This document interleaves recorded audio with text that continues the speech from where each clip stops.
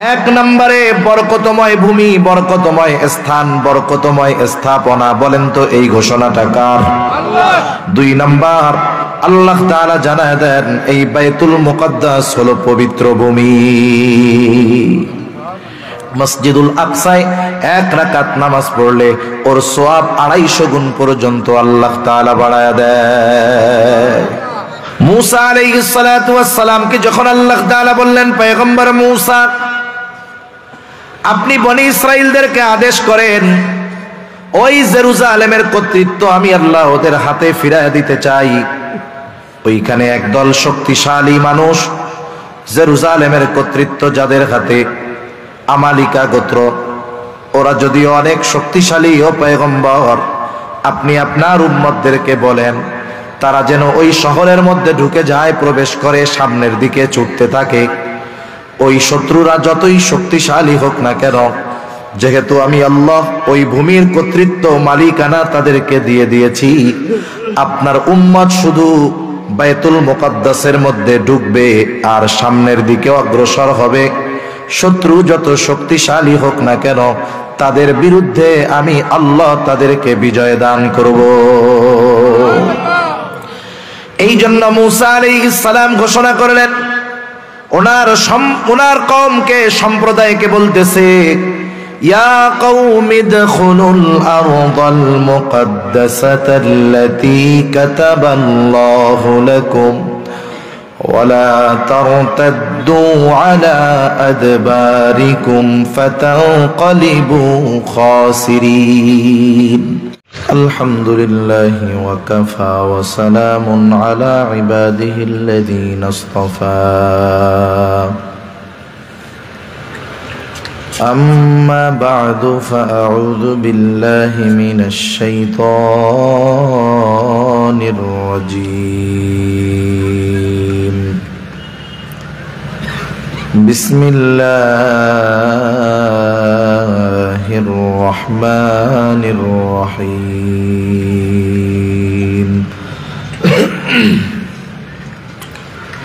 সুবহানাল্লাযী আসরা বি'আবদিহি লাইলাম মিনাল মাসজিদিল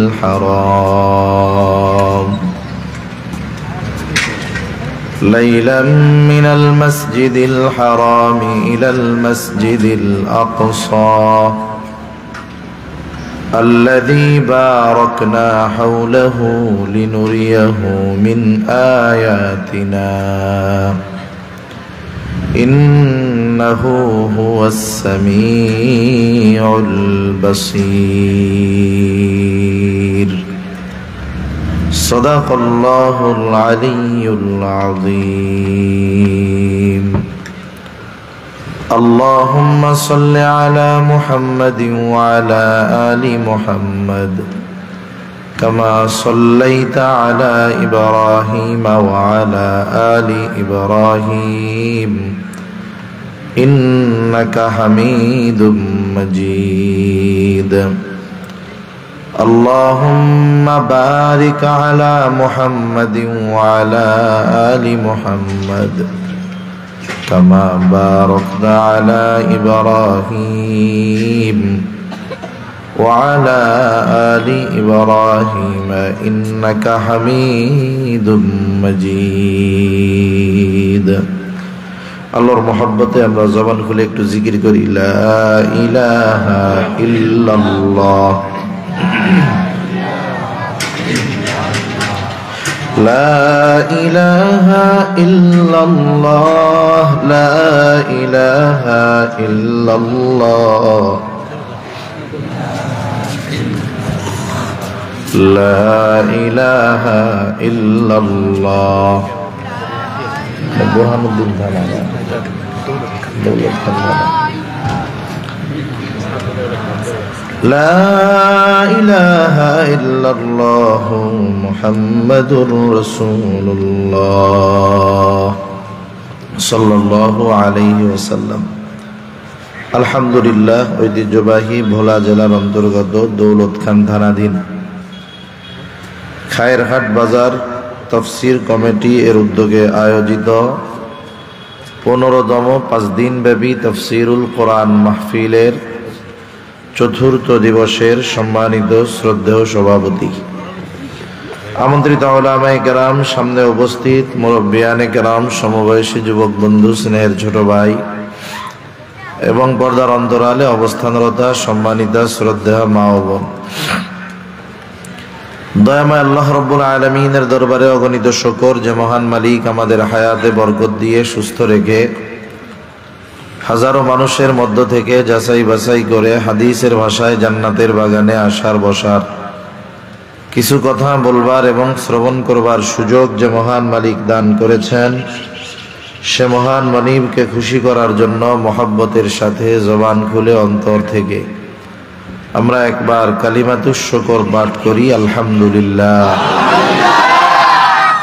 অগণিত দুরূদ ও সালাম সৈয়দুল আম্বিয়া, আশরাফুল আম্বিয়া, খাতামুল আম্বিয়া, ইমামুল মুরসালিন, রহমাতুল লিল আলামিন, মুহাম্মাদুর রাসূলুল্লাহ সাল্লাল্লাহু আলাইহি ওয়াসাল্লামের উপর।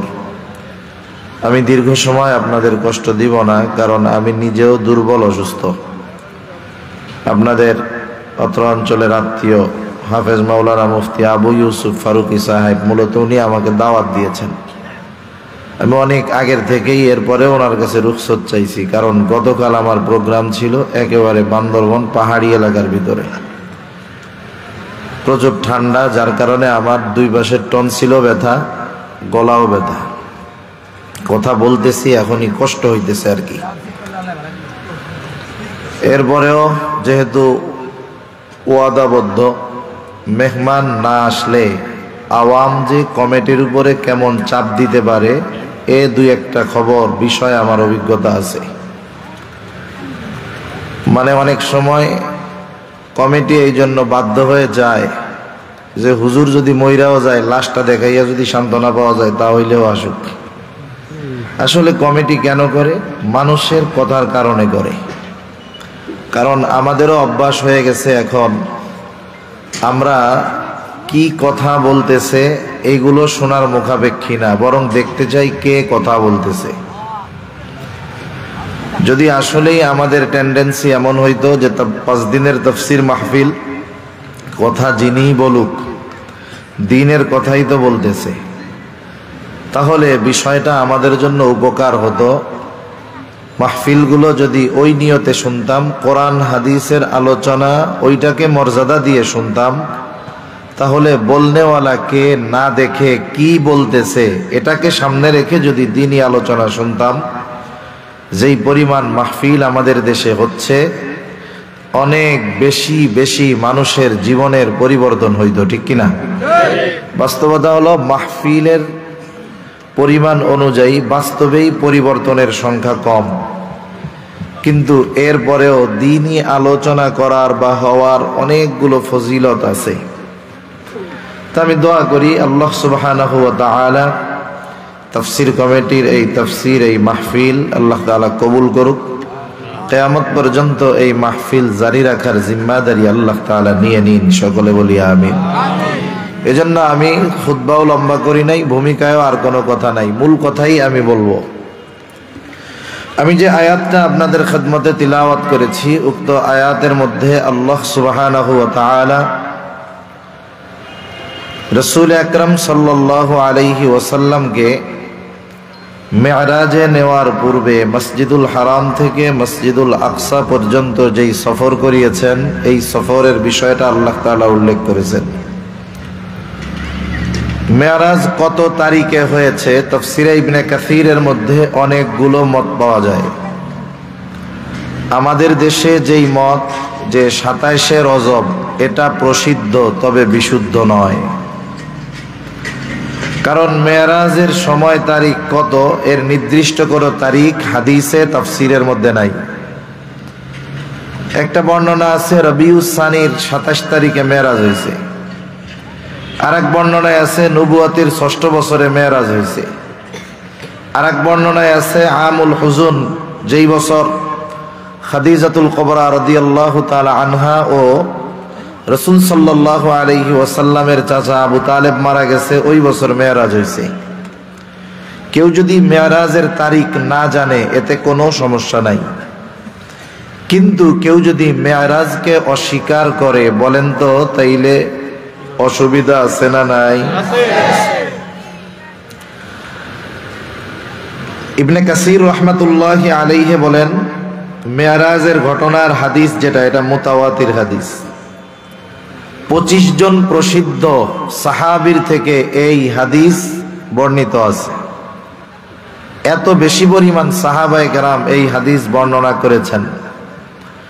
এজন্য আমাদের আকীদা হলো মেরাজকে বিশ্বাস করতে হবে যে আল্লাহ তাআলা এক রাত্রের কিছু অংশের মধ্যে রাসূলুল্লাহ সাল্লাল্লাহু আলাইহি ওয়াসাল্লামকে মসজিদুল হারাম থেকে মসজিদে আকসায় নিয়ে গেছেন। ওখান থেকে সপ্ত আকাশ পাড়ি দিয়ে আরশে আজিম পর্যন্ত আল্লাহ তাআলা আমার আপনার নবীজিকে নিয়েছেন। এটা স্বপ্নে নয়, বরং সশরীরেই নবীজির ইসরা মেরাজ হয়েছে। এই বিশ্বাস প্রত্যেকটা মুমিনের অন্তরে থাকতে হবে। রাসূলুল্লাহ সাল্লাল্লাহু আলাইহি ওয়াসাল্লামের এই সফর শুরু হলো কেমনে? হাতিমে কাবার পাশে নবীজি বিশ্রাম নিচ্ছিলেন, শুয়েছিলেন। নবীজি বলেন, একজন আমার কাছে আসলো, আমাকে নিয়ে গেল জমজম কূপের কাছে। আমার শাক্কে সাদার, বুক বিদীর্ণ করা হলো। বিভিন্ন বর্ণনায় পাওয়া যায় 2 বার বা 3 বার নবীজির শাক্কে সাদার তথা সিনা চাক করা হয়েছে। প্রথমবার রাসূল সাল্লাল্লাহু আলাইহি ওয়াসাল্লামের সিনা চাক করা হয়েছে একেবারে শৈশবকালে, যখন তিনি হালিমাতুস সাদিয়ার বাড়িতে ছিলেন। একদিন ওনার দুধ বোন ওনাকে নিয়ে গেছে মাঠে, নবীজি বসে আছে আর ওরা ছাগল চড়াইতেছে। হঠাৎ ওরা দেখলো 2 জন লোক আসলো, রাসূল সাল্লাল্লাহু আলাইহি ওয়াসাল্লামকে শোয়ায়ে বুক চিরে ফেললো। এটা দেখে ভয়ে হালিমাতুস সাদিয়ার মেয়ে দৌড় দিয়ে চলে গেছে মায়ের কাছে, গিয়ে বলতেছে, মা, আমার কুরাইশি ভাইকে 2 জন লোক চেপে ধরে বুক ফেড়ে কি জানি করতেছে। ভয় পেয়ে গেছে। হালিমাতুস সাদিয়া দৌড়িয়ে এসে দেখে নবীজি বসে আছে, তবে তার চেহারার মধ্যে ভয়ের ছাপ। এই সময় নবীজির একবার শাক্কে সাদার, সিনা চাক করা হয়েছে। কেন? এর মাধ্যমে প্রত্যেকটা শিশুর কিছু শিশু সুলভ আচরণ থাকে। নবীজির মধ্য থেকে আল্লাহ তাআলা এই শিশু সুলভ বিষয়টাকে পরিপূর্ণ বের করে দিয়েছেন।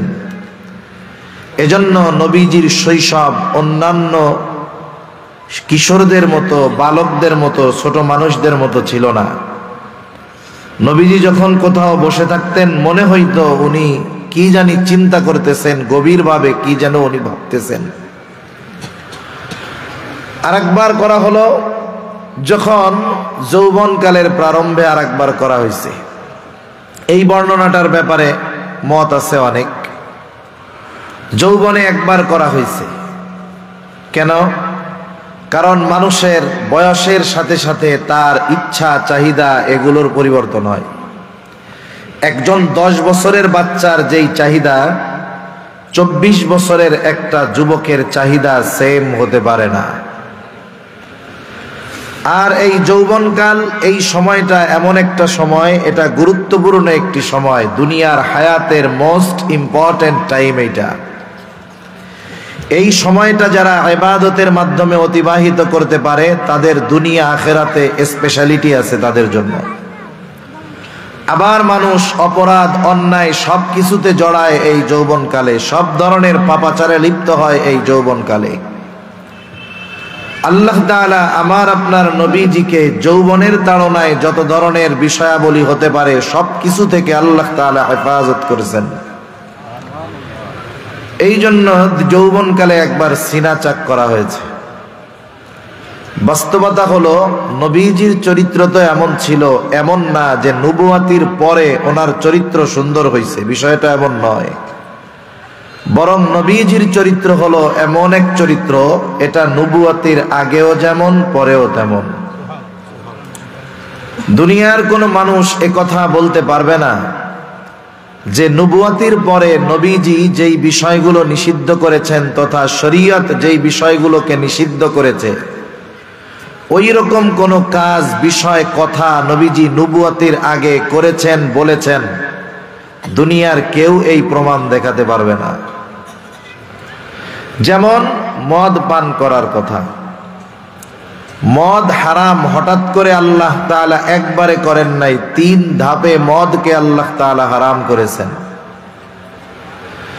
নবীজি নবুয়াতির পরপরই মদ হারাম হয় নাই, বরং বেশ কিছুকাল পরে মদ হারাম হয়েছে। অনেক সাহাবায়ে কেরাম নবুয়াতির পরে মদ হারাম হওয়ার আগে মদ পান করতেন,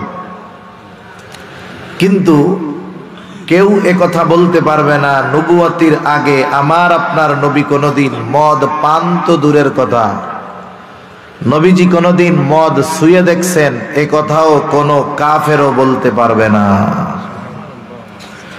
এজন্য নবীজিকে আল্লাহ তাআলা নবুয়াতির পূর্বে ওই বিষয়গুলো থেকে হেফাজত করেছেন যেই বিষয়গুলো নবুয়াতির পরে শরীয়ত নিষিদ্ধ করেছে, হারাম করেছে।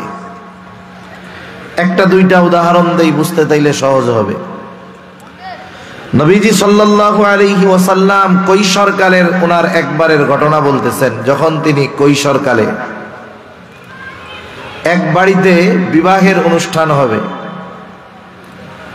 এই সময়ও বিবাহের অনুষ্ঠানে গান বাদ্য নাচানাচি এইগুলো মুসলমানের ঘরে হয় কি হয় না? এগুলো জাহেলিয়াতের কাজ। ওই সময়ও সারা রাত ভর বিবাহ বাড়িতে গান বাদ্য হইতো, নাচ গান হইতো। অন্যান্যদের সাথে নবীজিও গেছেন ওই বাড়ি। একটু পরেই গান বাদ্য শুরু হবে। বলেন তো, ঢোল, তবলা, বাজনা, হারমোনিয়াম, নাচানাচি, বেহায়াপনা, এই উলঙ্গপনা, এগুলো শরীয়তে হালাল না হারাম? এগুলো শরীয়তে হারাম। এই ধরনের কাজ আল্লাহ তাআলা আমার আপনার নবীকে নবুয়াতির আগে কখনো করতে সুযোগ দেন নাই, আল্লাহ হেফাজত করছে। নবীজি বলেন গান বাদ্য শুরু হবে আর আমার চোখে ঘুম চলে আসছে। আমি এই বাড়ির এক কোনায় গিয়ে যেখানে কেউ নাই আমি ঘুমায় পড়ছি। কোন সময় ওরা কি করছে আমি জানিও না, সারা রাত পার হয়ে গেছে। যখন সূর্যের আলো আমার মুখের উপরে পড়ছে, এরপরে আমার ঘুম ভাঙছে। ততক্ষণে সব শেষ। আমার কোনো গান শোনা লাগে নাই, নাচ দেখা লাগে নাই। এরপরে আরেকবারের ঘটনা, যখন কুরাইশরা কাবা ঘরের সংস্কার করেছে, বড় ফজিলতময় কাজ, বরকতময় কাজ। মসজিদের কাজে সহযোগিতা করা এটা বড় ফজিলতের কাজ, সশরীরে করতে পারলে আরো ফজিলতের কাজ। কুরাইশরা চিন্তা করলো এত বরকতময় কাজ করতেছি, যেই সমস্ত পোশাক গায়ে দিয়ে অপরাধ করি, গুনাহ করি, পাপ করি, ওই পোশাক গায়ে দিয়ে কি এত বরকতের কাজ করা যায়? তাইলে কি করতে হবে? এগুলা সব খুইলা জন্মদিনের পোশাক পইরা আমরা এই কাজ করব। জন্মদিনের পোশাক চিনেন? একেবারে বিবস্ত্র হয়ে আমরা এই কাজগুলো করব। সবাই খুলে ফেলছে। হযরত আব্বাস রাদিয়াল্লাহু তাআলা আন, নবীজি তখন যুবক, বলতেছে মুহাম্মদ তুমিও তোমার লুঙ্গিটা খুলে ফেলো। নবীজি বলেন এই কথা যখন বলছে আমি অজ্ঞান হয়ে গেছি সাথে সাথে। এভাবে আল্লাহ তাআলা আমার আপনার নবীজিকে তার মাধ্যমে নবুয়াতির পরে যেই বিষয়গুলো নিষিদ্ধ ঘোষণা করেছেন, হারাম করেছেন, নবুয়াতির আগেই আল্লাহ তাআলা আমার আপনার নবীজিকে ওই সমস্ত বিষয় থেকে হেফাজত করেছে। সুবহানাল্লাহ। এজন্য কাফেররা আমার আপনার নবীজির বিরুদ্ধে 3টা শব্দ ব্যবহার করত। এই শব্দগুলো চারিত্রিক কোনো বিষয়ের ত্রুটি বোঝায় না। মানুষদেরকে নবীজির থেকে ফেরানোর জন্য 1 নাম্বার তারা বলতো মুহাম্মাদের কাছে যায়ও না, মুহাম্মদ হলো জাদুকর। 2 নাম্বার বলতো মুহাম্মাদের কাছে যায়ও না, মুহাম্মদ হলো কবি। 3 নাম্বার মুহাম্মাদের কাছে যায়ও না, মুহাম্মদ হইল গণক। এই যে 3টা শব্দ নবীর ব্যাপারে ব্যবহার করত, এটা কোনো ব্যক্তির চারিত্রিক অবক্ষয়ের কারণ হতে পারে না।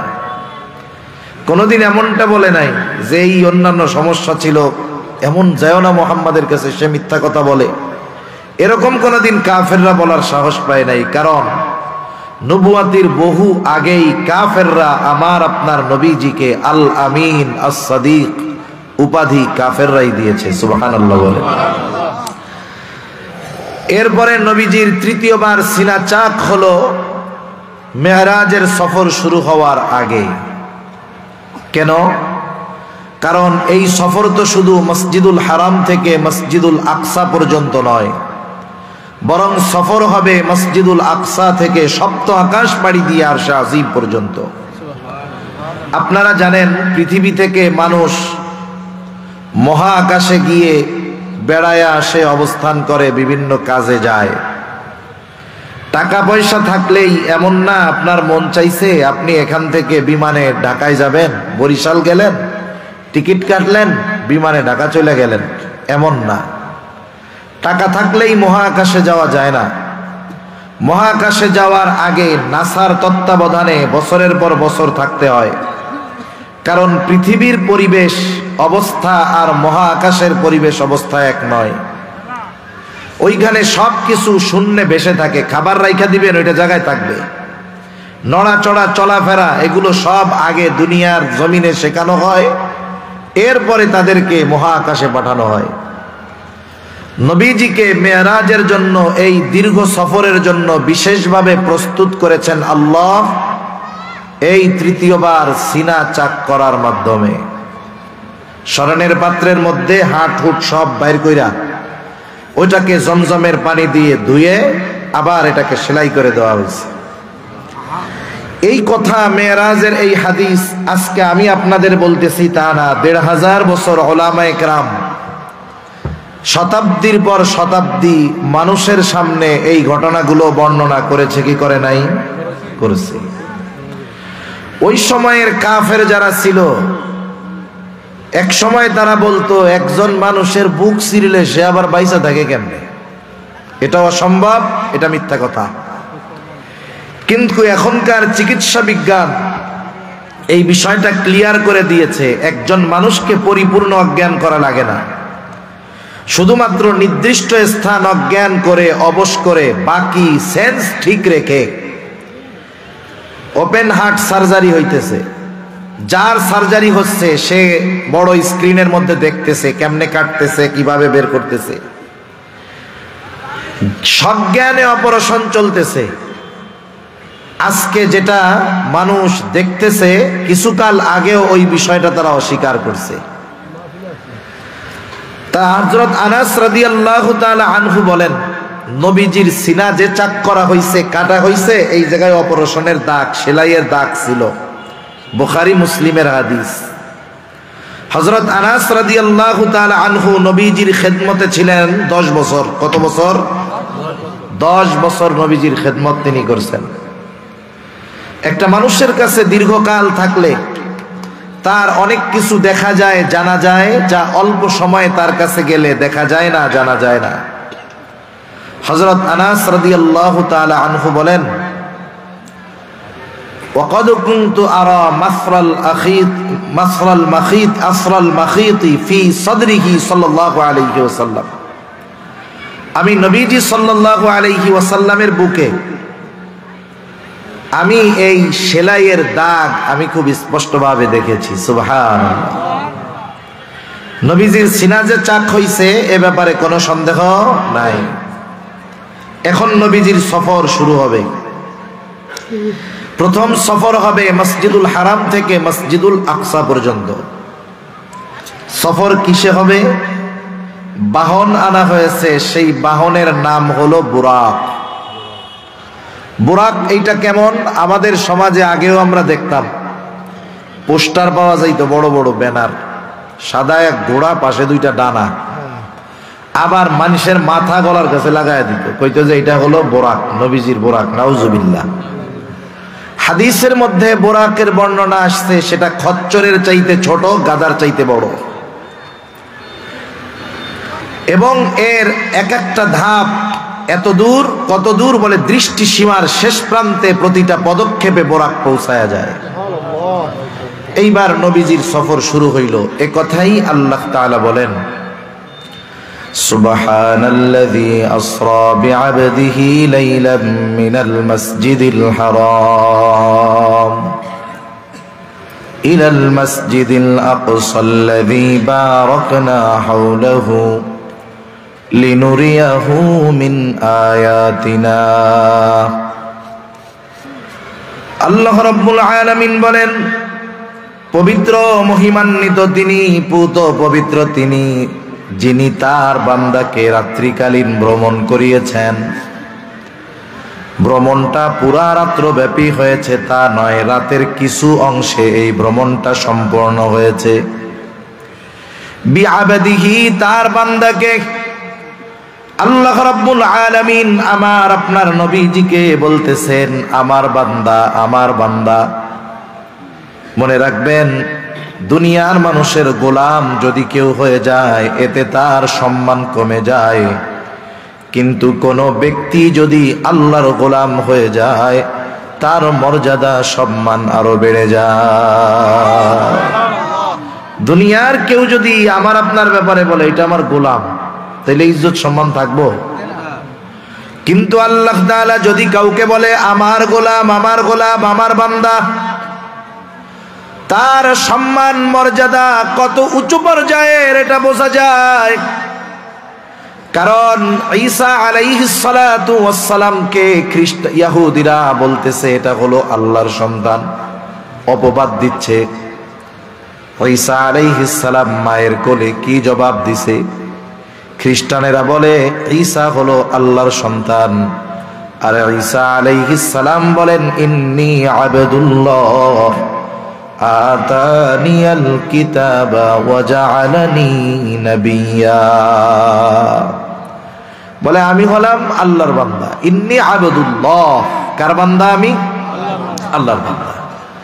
যারা পরিপূর্ণ গোলাম হয় এরা দামি। গোলাম মানে কি জানেন? গোলাম মানে হইল যার ইচ্ছাটাও নিজের ইচ্ছায় চলবে না, আমার ইচ্ছাটাও হবে কার ইচ্ছাধীন? আল্লাহর ইচ্ছাধীন। এটা হলো আসল গোলাম। সে নিজেকে পরিপূর্ণ আল্লাহ তাআলার সামনে সমর্পণ করে দিবে, এর দাম বেশি। গোলাম হইলে দাম বেশি, আজাদ হইলেই যে দাম তা না।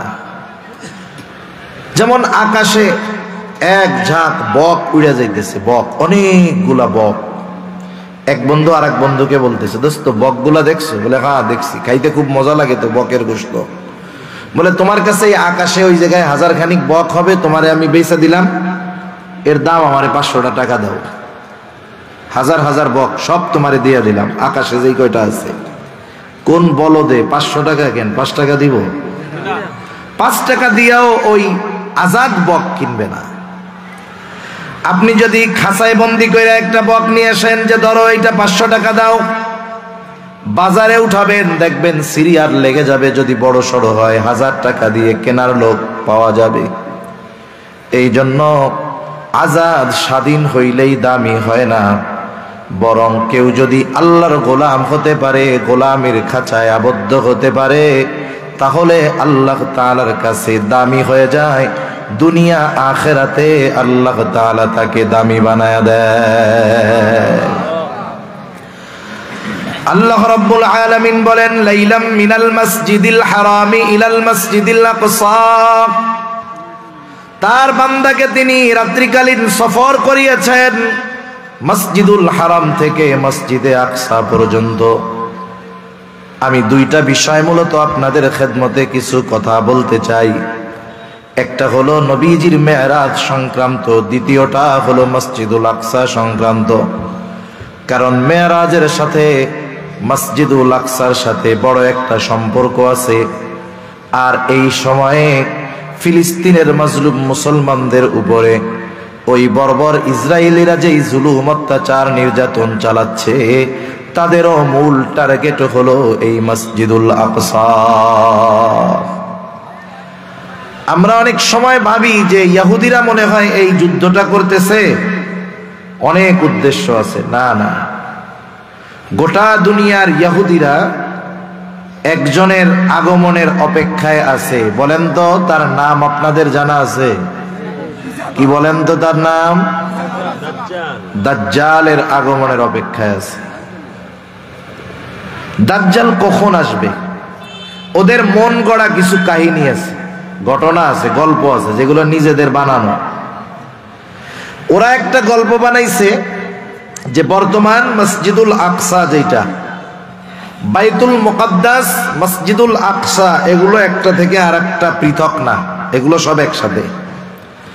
আপনারা যদি দেখে থাকেন দেখবেন মসজিদুল আকসা তথা বাইতুল মুকাদ্দাস চার দিক দিয়ে দেওয়াল দিয়ে ঘেরা আছে।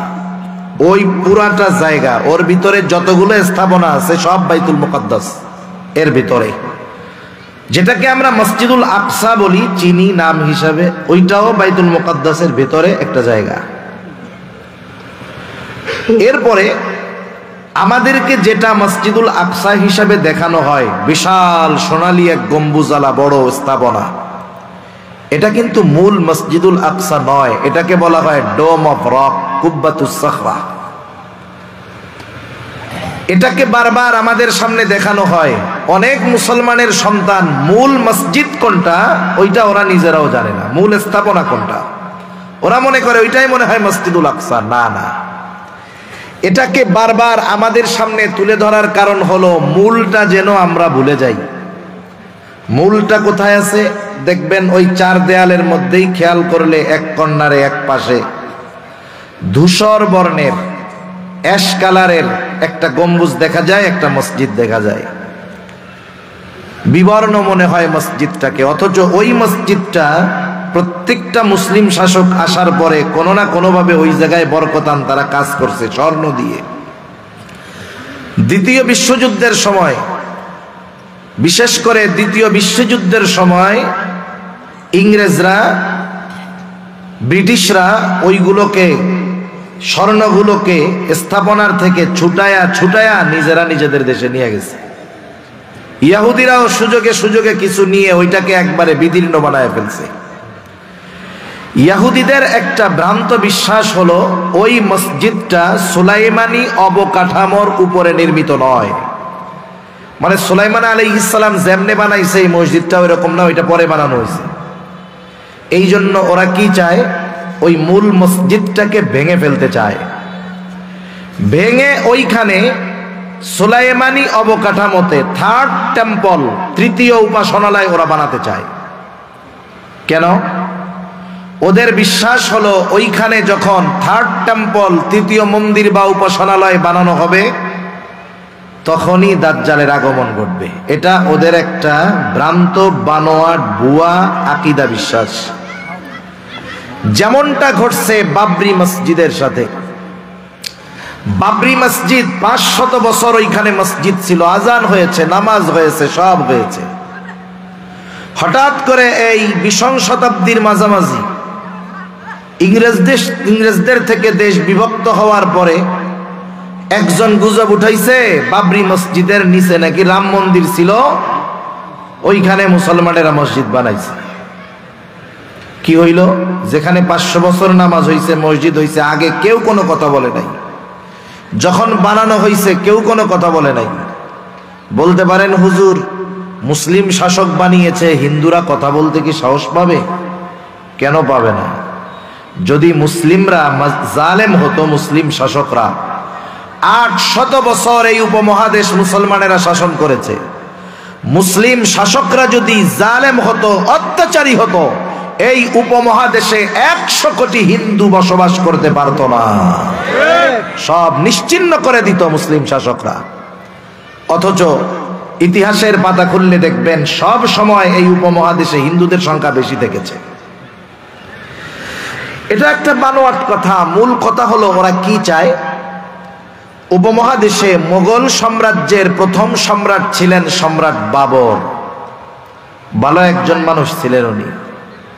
মূলত যারা হিন্দুত্ববাদ প্রতিষ্ঠা করতে চায় ওরা গোটা ভারত থেকে, উপমহাদেশ থেকে মুসলমানদের স্থাপনা এবং মুসলমানদের নাম চিহ্ন এরা মুছে দিতে চায়।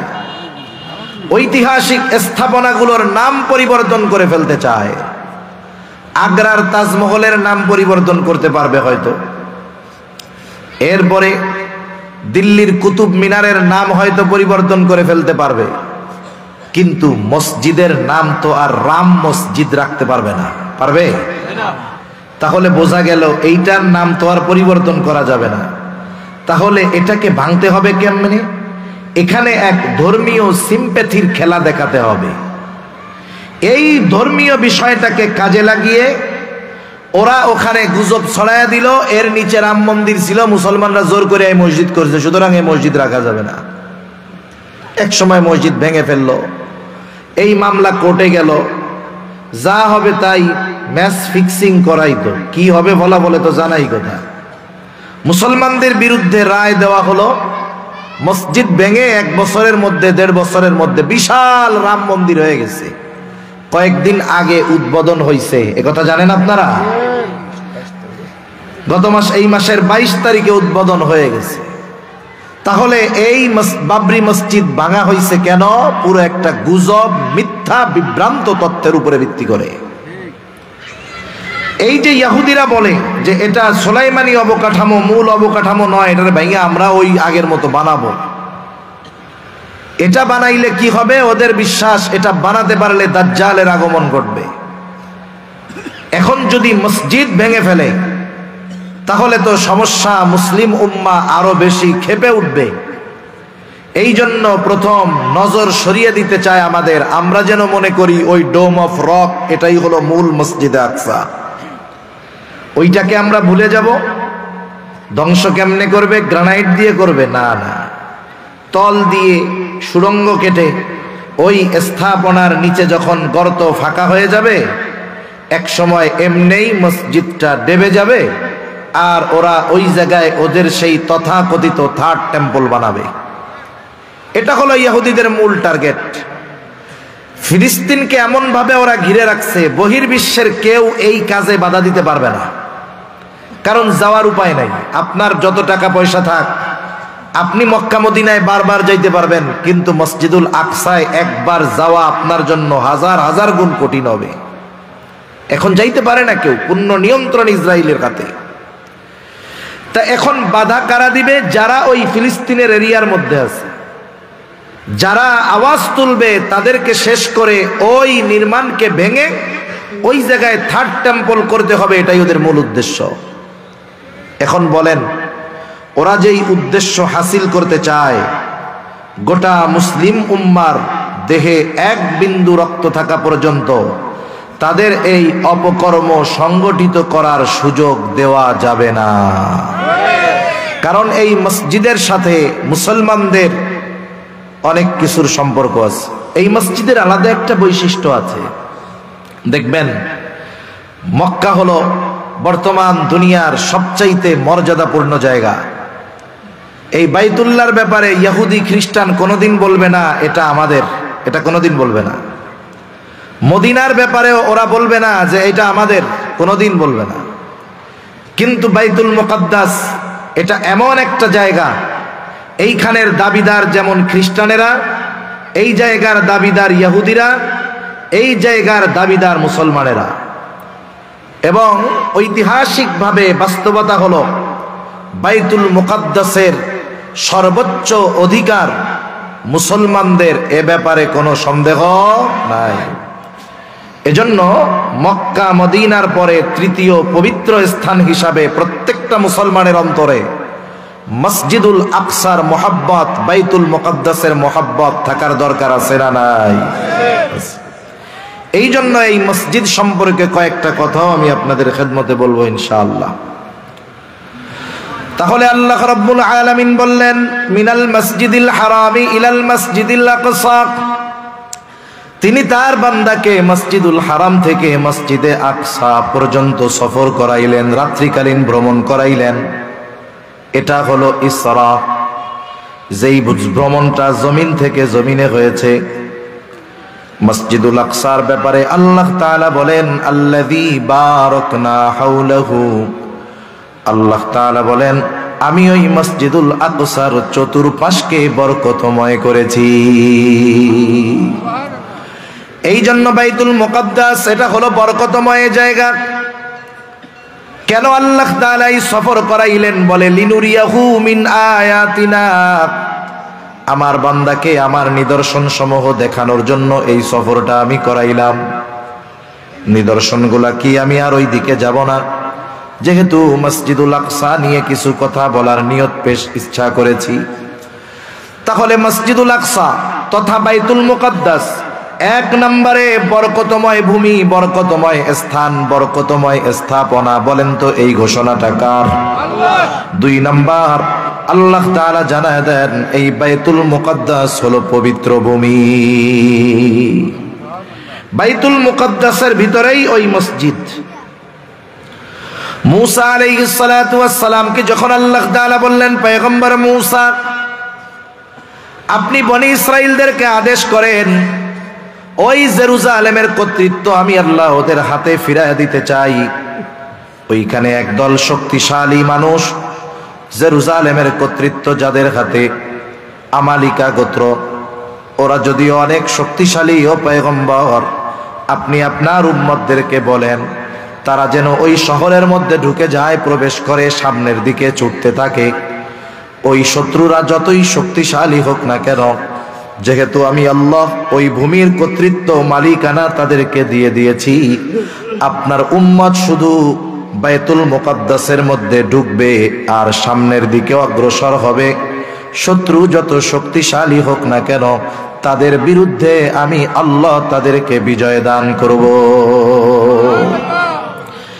এই জন্য মুসা আলাইহিস সালাম ঘোষণা করলেন, ওনার কওমকে, সম্প্রদায়কে বলতেছে, ইয়া কওমি দখুলুল আরদাল মুকাদ্দাসাতাল্লাতী কাতাবাল্লাহু লাকুম ওয়ালা তারতাদ্দু আলা আদবারিকুম ফাতানকালিবু খাসিরিন। মুসা আলাইহিস সালাম বলেন, ও আমার সম্প্রদায়, তোমরা এই পবিত্র ভূমির মধ্যে ঢুকে পড়ো, যেই ভূমির মালিকানা, যেই পবিত্র জমিনের মালিকানা আল্লাতী কাতাবাল্লাহু লাকুম, আল্লাহ তাআলা তোমাদের জন্য লিখে দিয়েছে। তোমরা শুধু ওই জমিনের মধ্যে, ওই শহরের মধ্যে ঢুকবা, সামনের দিকে অগ্রসর হবা, খবরদার পেছনের দিকে আসবা না। জয় তোমাদেরই হবে, তবে যদি পিছু হটো, ওয়ালা তারতাদ্দু আলা আদবারিকুম ফাতানকালিবু খাসিরিন, যদি পেছনের দিকে ফিরো, পিছু হটো, তাহলে ক্ষতিগ্রস্তদের অন্তর্ভুক্ত হয়ে যাইবা। আর যদি সামনের দিকে ছুটতে থাকো, ওই পবিত্র জমিনের মালিকানা তোমাদেরকে দিয়ে দিবে। আল্লাহ তাআলা কোরআনুল কারীমে জানায়া দিলেন এই জমিনটা হলো পবিত্র জমিন, পবিত্র ভূমি। 3 নাম্বার, এই মসজিদের অন্যতম তথা বাইতুল মুকাদ্দাসের অন্যতম বৈশিষ্ট্য হলো এটা মুসলমানদের প্রথম কিবলা।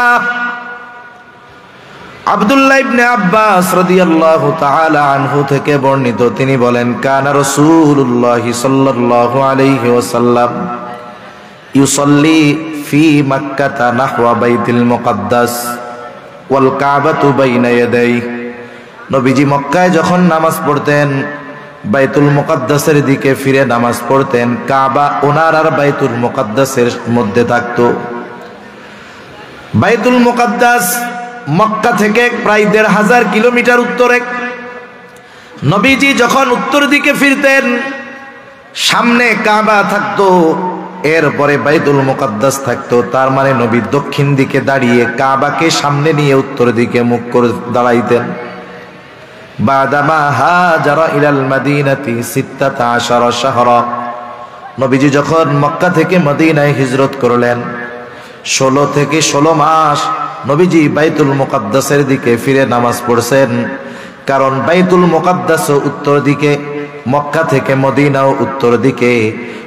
নবীজি মক্কায় থেকে যখন বাইতুল মুকাদ্দাসের দিকে ফিরতেন, কাবাকে সামনে রাখতে পারতেন, কিন্তু মদিনা থেকে যখন বাইতুল মুকাদ্দাসের দিকে ফিরে নামাজ পড়লেন, ওই সময় কাবা সামনে নয় বরং পেছনে পড়ে গেল। ১৬ মাস নবীজি নামাজ পড়ছে। কয় মাস? ১৬ মাস। নবীজি মদিনায় হিজরত করে যাওয়ার পরে, গরম পানিটা আছে না, একটু পানি দিয়ে গলা ব্যথাচ্ছে। নবীজি মদিনায় হিজরত করে যাওয়ার পরে মদিনায় ইহুদিদের প্রভাব ছিল, প্রভাব শেষ। নবীজিও বুঝতে পারছে ইহুদিদের প্রভাব প্রতিপত্তি শেষ। নবীজির অন্তরে তো এমনিই আশা যে কাবা যদি মুসলমানদের জন্য কেবলা হইতো কতই না ভালো হইতো। নবীজি একদিন নামাজ পড়তেছেন, নামাজের মধ্যে নবীজির ওই আশাটা অন্তরের মধ্যে অতিমাত্রায় জাগ্রত হলো। নামাজ পড়েন আর আকাশের দিকে নবীজি তাকান, মনের মধ্যে কি চায়, কোন আশা নিয়ে নবীজি আকাশের দিকে তাকায় বলেন তো? দুনিয়ার কেউ জানুক আর না জানুক, বুঝুক আর না বুঝুক, যিনি জানেন যিনি বোঝেন তিনি কে? আল্লাহ রাব্বুল আলামিন বলেন, ক্বাদ নারা তাকাল্লুবা ওয়াজহিকা ফিস সামা। আপনি যে বারবার আকাশের দিকে তাকান, আল্লাহ তাআলা বলেন আমি তো সেইটা দেখি। কেন তাকান তাও আল্লাহ তাআলা জানেন। এই জন্য আল্লাহ রাব্বুল আলামিন বলেন, ফালানুওয়াল্লিয়ান্নাকা কিবলাতান তারদাহা। আল্লাহ রাব্বুল আলামিন বলেন, ফালানুওয়াল্লিয়ান্নাকা কিবলাতান তারদাহা, আমি আপনার কিবলাকে পরিবর্তন করে দিব আপনি যেই দিকটাতে চান ওই দিকে। নবীজি চান, আশা করেন যে আমার মুসলমানদের কিবলা হবে বাইতুল্লাহ। আল্লাহ তাআলা বলেন আপনার কিবলা আমি পরিবর্তন করে দিব যে দিকটা আপনি চান। নামাজ হইছে 2 রাকাত। আল্লাহ তাআলা ফরমান পাঠায় দিলেন, হাবিব দেরি করার প্রয়োজন নাই, আপনি এখনই ফিরে যান, চেহারাটা ঘুরায় ফেলেন। ফাওয়াল্লি ওয়াজহাকা শাতরাল মসজিদিল হারাম, আপনি আপনার চেহারাটা মসজিদুল হারামের দিকে ঘুরায় নেন। বাকি 2 রাকাত নামাজ নবীজি ওই জায়গায় পড়লেন। 2 রাকাত হলো বাইতুল মুকাদ্দাসের দিকে, 2 রাকাত হলো বাইতুল্লাহর দিকে, কাবার দিকে। যেই জায়গায় পড়ছেন এই ঘটনাটা নবীজির সাথে ঘটছে, ওই জায়গাটায় এখন একটা মসজিদ, নাম হলো মসজিদু কিবলাতাইন। আস্তে আস্তে খবর ছড়ায় গেছে, এক অঞ্চলে খবর পৌঁছাইছে ফজরের সময় তারা 1 রাকাতে পড়তেছে, রুকুর মধ্যে আরেকজন খবর দিছে, সাথে সাথে ওই বাকি নামাজ তারা ফিরা আর ওই বাইতুল্লাহর দিকে পড়া শুরু করছে। এইখানে একটা মসজিদ হয়েছে, মসজিদু কিবলাতাইন। হজ উমরার সফরে যখন যাওয়া হয়, যারা গিয়েছেন ঐতিহাসিক স্থাপনাগুলো যখন দেখাইতে নিয়ে যায়, এই জায়গাটাতেও নেওয়া হয়। এখন তো কাবার দিকে ফিরা মেহরাব, কিন্তু বের হওয়ার সময় যখন দরজার উপরের দিকে তাকাইলে দেখা যায় জায়নামাজের মতো একটা চিহ্ন দেওয়া আছে, বোঝানোর জন্য যে আগে কিবলাটা এইদিকে ছিল। তাহলে এই বাইতুল মুকাদ্দাস মসজিদুল আকসা এর সাথে আমার আপনার নবীজির কমপক্ষে 16 মাসের ইবাদতের সম্পর্ক রয়েছে। এটার সাথে আমাদের ইবাদতের সম্পর্ক। এটা হলো পৃথিবীর 2য় মসজিদ। আবু যার গিফারি রাদিয়াল্লাহু তাআলা আনহু নবীজি সাল্লাল্লাহু আলাইহি ওয়াসাল্লামকে জিজ্ঞাসা করতেছেন, আইয়ু মসজিদিন উদিয়া ফিল আরদি আউওয়ালা, পৃথিবীর সর্বপ্রথম মসজিদ কোনটা? নবীজি বলেন, আল মসজিদুল হারাম। মসজিদুল হারাম হলো পৃথিবীর প্রথম মসজিদ। আল্লাহ তাআলা বলেন, ইন্না আউওয়ালা বাইতিন মুদিআ লিন-নাস লাল্লাযী বিবাক্কাতা মুবারাকান ওয়া হুদাল লিল আলামিন। মানুষের জন্য এই পৃথিবীতে প্রথম ঘর যেটা বানানো হয়েছে মক্কায় অবস্থিত। 2টা বিষয় হতে পারে, মুফাসসিরিনে কেরাম বলেন, একটা হলো মানুষের ঘর হোক আর ইবাদতের ঘর হোক, এই ঘরই প্রথম ঘর, এর আগে কোনো ঘর দুনিয়াতে ছিল না। 2 নাম্বার হতে পারে মানুষের ঘর হয়তো আগেই হয়েছে, কিন্তু এটা দুনিয়ায় ইবাদতের প্রথম ঘর, প্রথম মসজিদ। তাহলে পৃথিবীর প্রথম মসজিদ হলো মসজিদুল হারাম। এরপরে তিনি প্রশ্ন করতেছেন, সুম্মা আইয়ুন, এরপরে কোনটা? নবীজি প্রশ্নের জবাবে বললেন, আল মসজিদুল আকসা। মসজিদুল আকসা। কাম কানা বাইনাহুমা, এই দুইটার মাঝে ব্যবধান কত বছরের? নবীজি বললেন 40 সানা। এই দুইটার মধ্যে ব্যবধান হলো 40 বছরের। 40 বছরের ব্যবধানে এই দুইটা মসজিদ হইছে। এটা পৃথিবীর দ্বিতীয় মসজিদ। এই মসজিদের অন্যতম ফজিলত কি? পৃথিবীর 3টা মসজিদ ছাড়া পৃথিবীর অন্য কোন মসজিদ বরকত মনে করে সফর করে দেখতে যাওয়ার সুযোগ নাই। সেটা 60 গম্বুজ হোক আর 206 গম্বুজ হোক। আপনাদের বরিশালে একটা মসজিদ আছে, ওইটা হোক, যেটা হয় হোক, ফজিলত মনে করে এই 3 মসজিদ ছাড়া পৃথিবীর অন্য কোন মসজিদে যাওয়ার বৈধতা নাই। অনেক মানুষ এমন হয় 60 গম্বুজ মসজিদে গেছে ফজিলত মনে কইরা, জোহরের নামাজের সময় গিয়ে উপস্থিত হইছে, কিন্তু নামাজ কালাম কিছু পড়ে নাই, বাইরে দিয়ে ঘুরছে আর বিড়ি টানছে। নামাজ কালাম শেষ, লোকজন বের হয়ে গেছে। এইবার অজু কইরা যায় 2 রাকাত নামাজ পড়ছে। একজন জিজ্ঞাসা করে, কিসের নামাজ পড়লি? এইদিকে এসে পড়লে ফজিলত আছে, এই জন্য পড়ছি। এই ফজিলত মনে করে নামাজ পড়লে সওয়াব হবে না উল্টা গুনাহ হবে? কোন? পৃথিবীর কোন মসজিদ সফর করবে বরকত মনে করে এই 3 মসজিদ ছাড়া কোন মসজিদে করার সুযোগ নাই। বরং এই 3 মসজিদে সুযোগ হইলে যাওয়া জরুরি। মসজিদুল হারামে যাওয়া লাগেই, হজ ফরজ হইলে যাইতে হবে, ওইটা ফরজ। সেই জন্য মসজিদুল হারামে যাইতে হয়, মসজিদুল নববীতে যেতে হয়, মসজিদুল আকসায় গেলে ফজিলত আছে। কিন্তু আফসোসের ব্যাপার, এখন আর পুরনো নিয়ন্ত্রণ ইহুদিদের হাতে থাকার কারণে মুসলমান চাইলেই যাইতে পারে না। এই 3 মসজিদ হলো এই বরকতময় যে এই 2-3 মসজিদ দেখার উদ্দেশ্যে সফর শুরু করলেই সওয়াব হয়। শুধু তাই না, এই 3 মসজিদে গিয়ে যদি নামাজ পড়া যায়, নবীজি বলেন বাইতুল্লাহে নামাজ পড়লে তার 1 রাকাতের সওয়াব 1 লক্ষ গুণ বাড়ায়া দেওয়া হয়। মসজিদুন নববীতে পড়লে 1000 গুণ বাড়ায়া দেওয়া হয়। মসজিদুল আকসায় 1 রাকাত নামাজ পড়লে ওর সওয়াব 250 গুণ পর্যন্ত আল্লাহ তাআলা বাড়ায়া দেয়। 60 গম্বুজ মসজিদে যায় পড়লে এই সওয়াব পাওয়া যাবে? 1 গুণ 2 গুণ হবে? কেউ যদি মনে করে তাহলে তার আরো গুনাহ হবে। শাহজালালের মাজারে যায় পড়লে হবে মনে হয়? পৃথিবীর আর কোন মসজিদ নাই।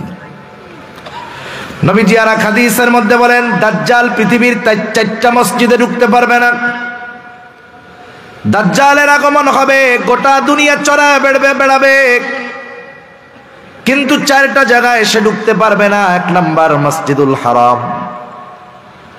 হারামের এরিয়া যত দূর, ফেরেশতারা দাঁড়ায় পাহারা দিবে, ওই এরিয়ার ভিতরে তারা ঢুকতে পারবে না। মসজিদুন নববী ওরও এরিয়া আছে, ওই এরিয়ার ভিতরে দাজ্জাল ঢুকতে পারবে না। মসজিদুল আকসা, এই বাইতুল মুকাদ্দাসের ওই এরিয়ার ভিতরে দাজ্জাল ঢুকতে পারবে না। আর একটা মসজিদ আছে মসজিদুত তুর, ওই মসজিদুত তুরের মধ্যেও দাজ্জাল ঢুকতে পারবে না। এই মসজিদের অন্যতম আর একটা বৈশিষ্ট্য হলো পৃথিবীর একমাত্র মসজিদ যেই জায়গায় আল্লাহ রাব্বুল আলামিন পৃথিবীর শুরু থেকে নিয়ে একেবারে আমার আপনার নবী পর্যন্ত সব নবীকে আল্লাহ তাআলা একত্রিত করেছেন। দুনিয়ার আর কোনো মসজিদ নাই। এই ফজিলতটা যেই মসজিদের মধ্যে সংগঠিত হয়েছে, দুনিয়ার আর কোনো মসজিদ নাই। এই মসজিদুল আকসাই একমাত্র মসজিদ যেই জায়গায় আল্লাহ তাআলা সকল নবী রাসূলদেরকে দুনিয়ায় একত্রিত করেছে। আর কোথাও কোন জায়গায় একত্রে সব নবীর পদাচারণা হয় নাই। যদিও এই জেরুজালেমে এখানে সবচাইতে বেশি নবীদের আগমন ঘটছে, সবচাইতে বেশি নবীদের কবর আছে ওই জায়গায়। বর্তমান দুনিয়ার সবচাইতে পুরাতন শহরের মধ্যে অন্যতম এই জেরুজালেম। এইটা যে কতবার ভাঙছে আর কতবার গড়ছে, অনেকবার। সেজন্য এই মসজিদের সাথে মুসলমানদের হৃদয়ের ঈমানের আমলের সম্পর্ক আছে না নাই? আমি আলোচনাটা বেশি লম্বা করি নাই, কারণ আরো কিছু কথা বলবো, তো এই জন্য। এখন নবীজি আসলেন মসজিদুল আকসায়। ওইখানে একটা পাথর ছিল, বাহন বাঁধার পাথর। যেই নবী ওইখানে আসছেন, উনি তার সাওয়ারি ওই জায়গায় বাঁধছেন। ইংলিশ আধুনিক ভাষায় পার্কিং। নবীজি ওনার বাহনকে ওই জায়গায় বাইদা রাখছে। এবার অজু করলেন, অজু কইরা নবীজি 2 রাকাত নামাজ পড়লেন। ইবনে কাসির রহমাতুল্লাহি আলাইহি এখানে ব্যাখ্যা করেন যে এই জায়গায় 2টা মত পাওয়া যায়। একটা হলো নবীজি মেরাজের সফর শুরু করার আগে সব নবীর উপস্থিতিতে ওই জায়গায় উনি ইমামতি করছেন, এরপরে সফর শুরু করছেন। তিনি বলেন কিন্তু পরবর্তী আলোচনার দৃষ্টিভঙ্গিতে মনে হয় এটা হয় নাই। কিভাবে হইছে? সকল নবীর উপস্থিতিতে নবীজি ইমামতি করেছেন এটা ফেরার সময়।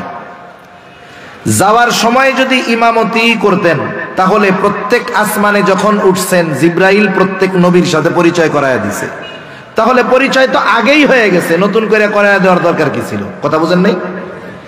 এজন্য উনি বলতেছেন যে নবীজি ওইখানে গিয়ে 2 রাকাত নামাজ পড়লেন, এরপরে সফর শুরু হবে, ঊর্ধ্ব আকাশে সফর, মেরাজের সফর। মেরাজ অর্থ সিঁড়ি। এখানে বিশেষ সিঁড়ির মাধ্যমে আল্লাহ তাআলা আমার আপনার নবীজিকে জিবরাইল আলাইহিস সালামের সাথে সফর শুরু করাইছেন।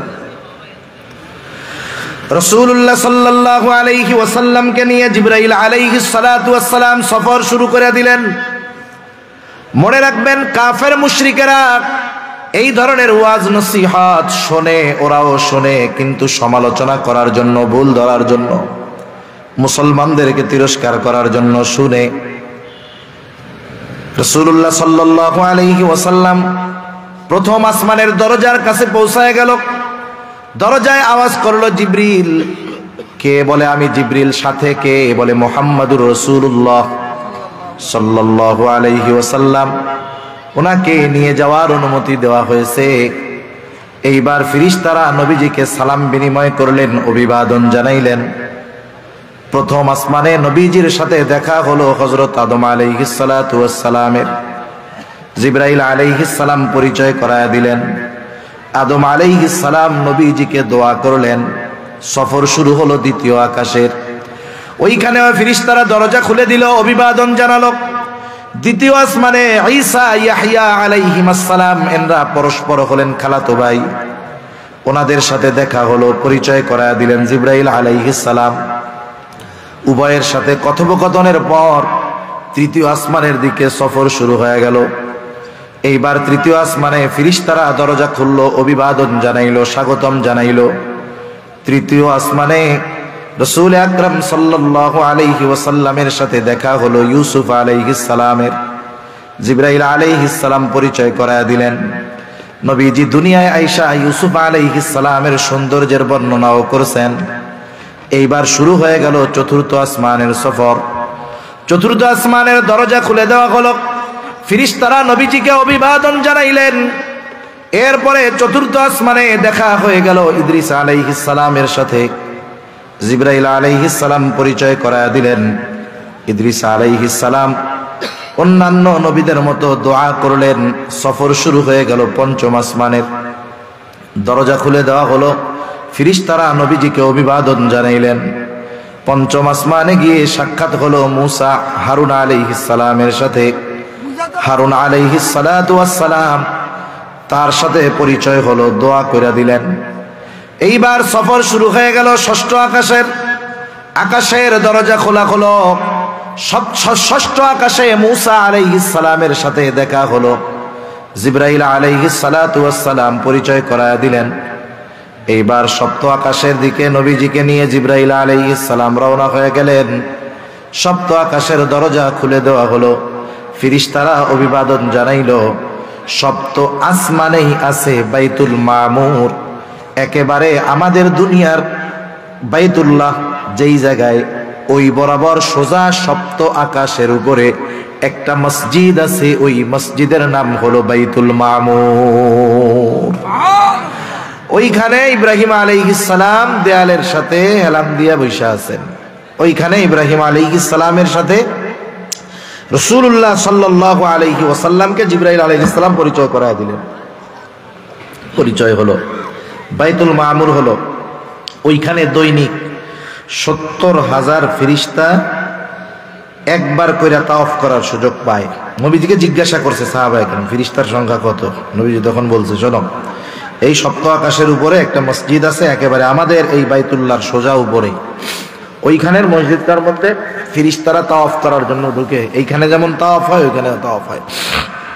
ফেরেশতার সংখ্যা কত? বলে যেই 70,000 ফেরেশতা একবার তাওয়াফ করে বের হয়, কিয়ামত পর্যন্ত ওরা আর ওই জায়গায় ঢোকার সুযোগ পাবে না। ফেরেশতা কত বেশি! দুনিয়ায় তো টাকা পয়সা হইলে আপনি মাসে মাসে নাই, সপ্তাহে সপ্তাহে ওমরায় যেতে পারবেন, টাকা পয়সা থাকলে প্রতি বছর হজে যাইতে পারবেন। কিন্তু বাইতুল মামুরে যেই ফেরেশতা একবার তাওয়াফ করে বেরোইছে, তার পুনরায় কিয়ামতের আগে ওইখানে প্রবেশ করার কোনো সুযোগ থাকবে না। এরপরে সফর শুরু হয়ে গেল। জিবরাইল আলাইহিস সালাতু ওয়াস সালামের সাথে চলতেছে সফর। পৌঁছায় গেলেন সিদরাতুল মুনতাহায়, একেবারে সীমান্তের বড়ই গাছের কাছে। তার মানে এরপরে আর কারো যাওয়ার অনুমতি নাই। জিবরাইল আলাইহিস সালাতু ওয়াস সালাম বলতেছে, ইয়া রাসূলুল্লাহ, এই পর্যন্ত আমার সফর শেষ।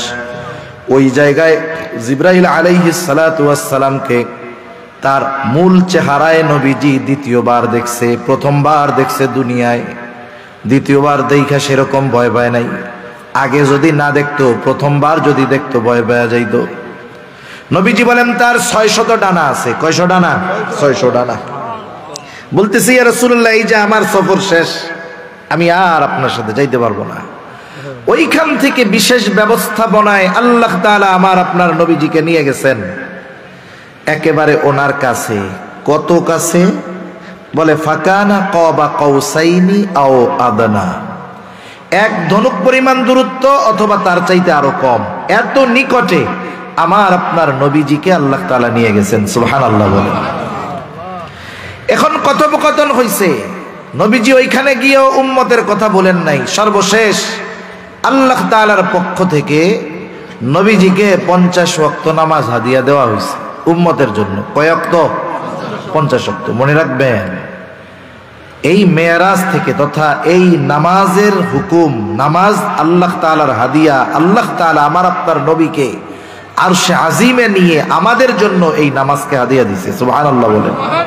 এজন্য নামাজ হলো এমন একটা ইবাদত, যখন বান্দা নামাজের মধ্যে যায় তখন স্বয়ং আল্লাহ তাআলার সাথে কথোপকথনে লিপ্ত হয়। কিন্তু আফসোসের ব্যাপার, আমরা মেরাজের ঘটনা গল্প শুনতে খুব ভালো লাগে। ইমাম সাহেবরা কয়দিন পরে অস্থির হয়ে যাবে, বাড়ির থেকে মহিলারা শুধু পোলা বান্ডে পাঠাবে, হুজুর মেরাজের রোজা কবে? মেরাজের রোজা কয়টা রাখতে হয়? হুজুর হুজুর ওই মেরাজের নামাজ জানি কোন কোন সূরা দিয়ে পড়তে হয় হুজুর। অথচ মেরাজ যে কয় তারিখে হইছে এর নির্দিষ্ট একটা হাদিস কেউ দেখাতে পারবে না। মূল বিষয়টা হলো মেরাজ থেকে নবীজি কি শিক্ষা নিয়ে আসলেন সেটাকে ধারণ করার দরকার ছিল। আমরা মূলত ওইটার দ্বারের কাছেও নাই। নবীজি আল্লাহ তাআলার হাদিয়া নিয়ে রওনা হলেন। এইবার মুসা আলাইহিস সালাতু ওয়াস সালামের সাথে যাওয়ার সময় সাক্ষাৎ। মুসা আলাইহিস সালাম বলেন, আল্লাহর কাছে গেলেন, কি দিছে আপনার উম্মতের জন্য? বলে 50 ওয়াক্ত নামাজ। বলে আপনি আল্লাহর কাছে গিয়ে দরখাস্ত করেন, আপনার উম্মত এটা পালন করতে পারবে না, আপনি যান। নবীজি গিয়া বললেন, আল্লাহ আমার উম্মতের জন্য কষ্টসাধ্য হয়ে যাবে। বলে দিল 10 কমায়া আল্লাহ। আল্লাহ তাআলা 10 রাকাত কমায়া দিলেন, থাকলো 40। আবার আসছে, কি হইছে? কয় 40 ওয়াক্ত। বলে আবার যান। আল্লাহ তাআলার কাছে নবীজি আবার ফরিয়াদ করলেন, কমায়া দেওয়া হলো আরো 10, 30। এইবার কয় কত? কয় 30। বলে আবার যান, পারবে না। নবীজি আবার গেলেন, এইবার কইমা হইল 20। বলে আবার যান, এইবার হইল 10। বলে শুনেন, পারবে না, আপনি আবার যান। এইবার আল্লাহ তাআলা আরো 5 কমায়া দিলেন, বাকি আছে 5। এই 5 নিয়ে ফিরে আসার সময় আবার মুসা আলাইহিস সালামের সাথে দেখা। বলে কি খবর? বলে 5 ওয়াক্ত নামাজ। বলে আপনার আগে আমি আমার উম্মতদেরকে পরিচালনা করেছি, আপনার উম্মত এইটাও পারবে না। নবীজি বলেন, আমার যাইতে লজ্জা লাগে। কতজন মনে মনে কবে যে কেন যে নবীজি আবার গেল না, তাহলে খালি জুম্মার নামাজটা থাকলে আর কিছু লাগতো না, কি কন? ওই পাবলিকও আছে, আফসোস করেন না। যে কেন নবী গেল না, গেলে হয়তো এবার আল্লাহ তাআলা কইতো যে এক রাকাত এক ওয়াক্ত সারা দিনে, আর নাইলে খালি জুম্মা যান। কি মজাটা হইতো এই, ওই জুম্মাটা যদি হইতো দেখতেন, ওইটাও যে পরিমাণ লোক হয় ওইটা তখন আর হইতো না, এটা সত্য কথা। আল্লাহু আকবার। আল্লাহ তাআলা জানায়া দিলেন পয়গম্বর, ওয়াক্ত 5টা ঠিক আছে, কিন্তু আমি আল্লাহ তো দিয়েছিলাম 50। এই জন্য আপনার উম্মত 5 ওয়াক্ত নামাজ পড়বে, যে পড়বে তার এই নামাজের সওয়াব কমপক্ষে 10 গুণ বাড়ায়া 50 ওয়াক্তের সওয়াব দেওয়া হবে। ইবনে কাসির রাহমাতুল্লাহি আলাইহি বলেন, নবীজি যখন ফিরতেছেন, বলেন তো মেহমান আসছে আপনার বাড়িতে, মেহমান আসলে, মেহমান যখন চলে যায়, সুন্নাত হইল মেহমানরা একটু কি কইরা দেওয়া, আগায়া দেওয়া। ইবনে কাসির রাহমাতুল্লাহি আলাইহি বলেন, যখন সব নবীরা নবীজিকে আগায়া দিতে আসছে, ওই সময় সবাই বাইতুল মুকাদ্দাসে একত্রিত হইছে। আল্লাহ তাআলা ওই সময় সবাইকে একত্রিত করছেন। নবীজি আবার 2 রাকাত নামাজ পড়বেন, সবাই দাঁড়ায় আছে। নামাজ পড়াবে কে? জিবরাইল আলাইহিস সালাম নবীজিকে সামনে ঠেলা দিয়া বলল, আপনি আজকে ইমামতি করবেন। সুবহানাল্লাহ। নবীদের ইমাম, ইমামুল আম্বিয়া আমরা বলি, নবীদের নবী বলি। এর দ্বারা আল্লাহ তাআলা আমার আপনার নবীজির শ্রেষ্ঠত্বকে প্রত্যেকটা নবীর উপরে প্রতিষ্ঠিত করেছেন। সুবহানাল্লাহ বলেন। আল্লাহ তাআলাও তো বলছেন যে রূহের জগতে সব নবীদের থেকে আমার আপনার নবীজির নবুয়াতির স্বীকৃতি আল্লাহ তাআলা সব নবীদের থেকে নিয়েছেন। এইবার নবীজি সফর শেষ করে আসছেন, পরের দিন সকালবেলায় উপস্থিত সাহাবায়ে কেরামের কাছে মেরাজের ঘটনা বর্ণনা করতেছেন। মেরাজ হইছে সশরীরে, কোনো সন্দেহ নাই, ব্যাখ্যা বিশ্লেষণ করা যাইতো, কিন্তু সময় সুযোগ কোনোটাই নাই। এইবার নবীজি যখন মেরাজের ঘটনা বলতেছে যে আমাকে রাতের বেলায় মসজিদুল হারাম থেকে মসজিদে আকসায় নেওয়া হইল, ওইখান থেকে সপ্ত আকাশ পাড়ি দিয়ে নামাজ দিয়ে পাঠানো হইছে। এইবার আবু জেহেল কাফের, উতবা সাহেবা শুইনা কয় পাইছি, আগের যা হোক মানুষ বিশ্বাস করছে এটা কেউ করবে না। খুঁজতেছে, আবু বকর তো নাই দেখা যায়। হ্যাঁ, তাইলে এই খবর আগে আবু বকরের কাছে গিয়া বলি যে আবু বকর কারে বিশ্বাস করো, উনি তো এরকম এরকম কথা বলছে। ওরা গিয়া আবু বকর রাদিয়াল্লাহু তাআলা আনহুর কাছে বলছে। আবু বকর রাদিয়াল্লাহু তাআলা আনহু বলেন, এ কথা কি আল্লাহ রাসূল নিজ জমানে বলছে? বলে হ্যাঁ। বলে নবীজি যদি বলে থাকে এটা যে সত্য, কোনো সন্দেহ নাই। আশার গুড়ে বালি ফিরে আসছে, কেমনে ঠেকানো যায়? বলেন তো, আমি যদি কেউরে জিজ্ঞাসা করি, যাদের 2-3 তালা মসজিদ আছে, অনেক মুসল্লি 5 ওয়াক্ত নামাজ পড়ে, তারা যদি জিজ্ঞাসা করা হয় বলেন তো আপনার মসজিদের সিঁড়ি কয়টা, সে বলতে পারবে না। দরজা জানালা কয়টা, বলতে পারবে না। নবীজি বাইতুল মুকাদ্দাসে আগে কোনোদিন যায় নাই, গেছে ওইটুক সময়ের জন্য। এইবার কাফেররা চিন্তা করতেছে কেমনে অবিশ্বাস করানো যায়। বাইতুল মুকাদ্দাস যদি যাইয়াই থাকে, অনেকগুলো পলিসি নিছে, এর মধ্যে একটা পলিসি জিজ্ঞাসা করতেছে, বলো বাইতুল মুকাদ্দাসের দরজা কয়টা, জানালা কয়টা, সিঁড়ি কয়টা? নবীজি কি এই জানালা, দরজা, সিঁড়ি এটা গুনতে গেছে নাকি? এখন নবী যদি না বলতে পারে, কাফেররা তো সুযোগ পেয়ে গেছে যে তাইলে নবী মিথ্যা কথা কইতেছে। জিজ্ঞাসা করেছে যখন, নবীজি চিন্তায় পড়ে গেছেন কি করা যায়। বুখারীর হাদিস। কাফেররা তো চিন্তা করতেছে জবাব তো দিতে পারবে না, যদি যাইয়াও থাকে তাও পারবে না, কারণ কেউ দরজা, সিঁড়ি, জানালা গুনতে যায় না। নবীজি চিন্তা করে না বললে পারলে তো বিশ্বাস করবে না। এই ঘটনার পরে কিন্তু অনেক ইমানদারের ঈমান নড়বড়ে হয়ে গিয়েছিল। নবীজি বলেন কি হইল? বলে ফাজালাল্লাহু লি বাইতুল মুকাদ্দাস ফাতাফিকতু উখবিরুহুম আন আয়াতিহি ওয়া আনা আনজুরু। যখন আমি চিন্তা করতেছি কি হবে, আল্লাহ তাআলা গোটা বাইতুল মুকাদ্দাস আমার সামনে এনে উপস্থিত করলেন, আর আমি প্রত্যেকটা বিষয় গুনে গুনে কাফেরদের প্রত্যেকটা প্রশ্নের জবাব আমি দিয়ে দিলাম। সেজন্য সম্মানিত শুধু আলোচনা আর নয়, সর্বশেষ বিষয় হলো নবীজি সাল্লাল্লাহু আলাইহি ওয়াসাল্লামের মেরাজের শিক্ষা, মেরাজের হাদিয়া নামাজ। এটা আমাদেরকে যথাযথভাবে নিজের জীবনের সাথে ফিট করতে হবে। 2 নম্বর বিষয়, এই মসজিদুল আকসা, বাইতুল মুকাদ্দাস, যেটার সাথে মুসলমানদের ঈমানের সম্পর্ক, আমলের সম্পর্ক, যদি কখনো এমন সুযোগ হয় এই মসজিদের পবিত্রতা রক্ষার্থে জালেমদের বিরুদ্ধে জীবন বাজি রেখে জিহাদ করতে হয়, লড়াই করতে হয়, তাহলে ওই লড়াইয়ে যদি অংশগ্রহণের সুযোগ থাকে, কোন কোন ইমানদার আছেন জীবন বাজি রেখে ওই লড়াইয়ের জন্য তৈয়ার আছে? নারায়ে তাকবীর, নারায়ে তাকবীর। মাশাআল্লাহ, হাত নামাই। একটা কাজ করবেন, সর্বশেষ কথা, প্রত্যেকের ঘরে একটা বাইতুল্লাহর ছবি, একটা মদিনার ছবি, সবুজ গম্বুজের ছবি, আর একটা মসজিদুল আকসার ছবি রাখবেন। তাহলে কি হবে? ছোট বাচ্চা জিজ্ঞাসা করবে, এই তিনটার সংক্ষিপ্ত ইতিহাস জানবেন। জিজ্ঞাসা করবে, আব্বু এটা কি? আপনি বলবেন এটা কাবা, এটা আল্লাহর ঘর, এদিক ফিরে আমরা নামাজ পড়ি, এটা পৃথিবীর প্রথম ঘর, এই ঘরের মধ্যে নামাজ পড়লে 1 লক্ষ গুণ সওয়াব হয়। এরকম কিছু তথ্য আপনার জানা থাকবে।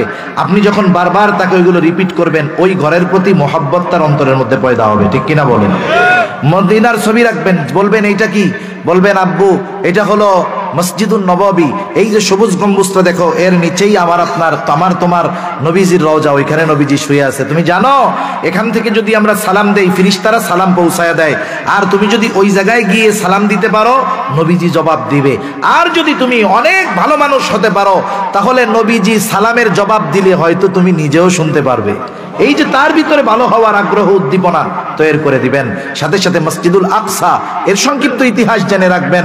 জিজ্ঞাসা করলে বলবেন আব্বু এটা আমাদের প্রথম কেবলা, এদিকে ফিরে আমরা আগে নামাজ পড়তাম, এরপরে ওইটাতে ফিরি, এটার মধ্যে গেলে এই সওয়াব আছে, এখান থেকেই নবীজি মেরাজ করেছেন। এই যে আপনি যখন ও দেখবে বারবার, ওগুলোর প্রতি মহব্বত, ভালোবাসা জাগ্রত হবে। রাখা যাবে তো ইনশাআল্লাহ? রাখা যাবে তো ইনশাআল্লাহ? সেজন্য মসজিদুল আকসার মহব্বত আল্লাহ আমাদের অন্তরে ঢেলা দেন। মসজিদুল নববী, মসজিদুল হারামের মহব্বত আল্লাহ আমাদের অন্তর দিয়ে ভরপুর করে দেন। সাথে সাথে নবীজির পাঠানো মেরাজের হাদিয়া, এটা যেন আমরা যথাযথভাবে রক্ষা করতে পারি। আল্লাহ তাআলাও আমাদের সেই তৌফিক দান করেন। সকলে বলি আমিন।